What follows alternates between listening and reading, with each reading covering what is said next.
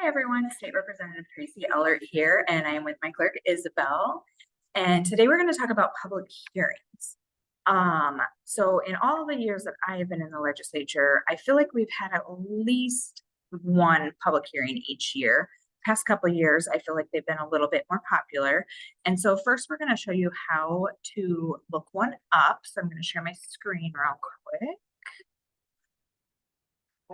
So if you've watched our videos before, as usual, you're going to go to the Iowa Legislature website, so legis.iowa.gov.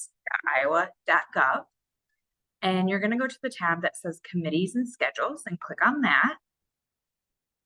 You're going to have to scroll down a little bit. And there'll be a heading that says Public Hearings. Click on that.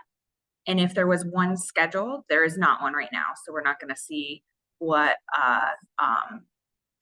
scheduled upcoming one looks like, but you can see the past one. So like we just had one this week on Monday, which is the one right at the top.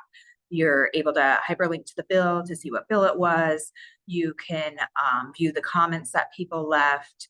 If it was an upcoming one, you'd be able to sign up to get onto the speaking list. And then if you wanted to view it afterwards, you can click on video and it would show you the public hearing.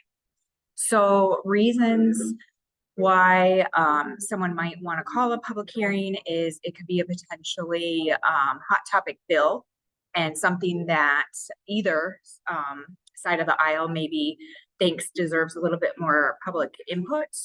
The public hearings are typically held at an evening time where more people from the public can come and speak. Often subcommittees are not held at those times, and so it can be hard for the public to come in and give their input. So like the one that we just had this past Monday was at 5 o'clock.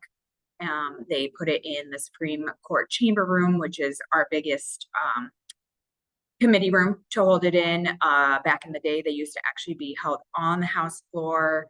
We've tried with the past couple months to have that happen and have been denied, but that is also a possibility. So the chair of a committee may call a public hearing for the purpose of receiving public comment on any matter within the purview of the committee. And the chair shall call a public hearing upon the written request of the committee members according to the committee rules. But no more than 1/3 of the committee members shall be required to attend. A public hearing shall not be called or requested after final action on the bill, joint resolution, or nullification resolution has been taken by the committee.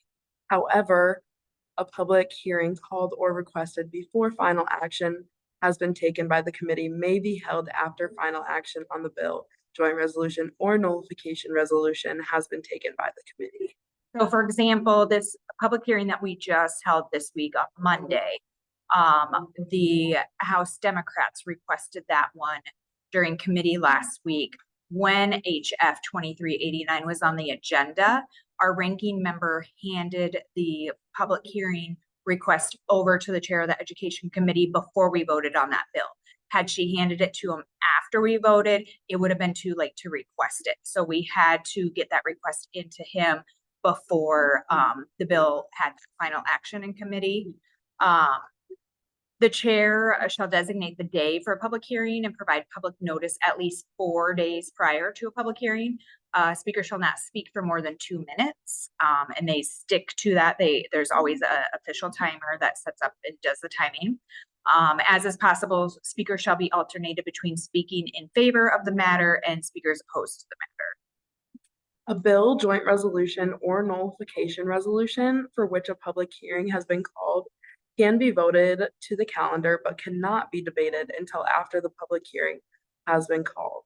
If a bill, joint resolution, or nullification resolution for which a public hearing has been called is not debated by the House during the session in which it is introduced, the request for the public hearing is deemed to have lapsed upon adjournment, sine die, of that session.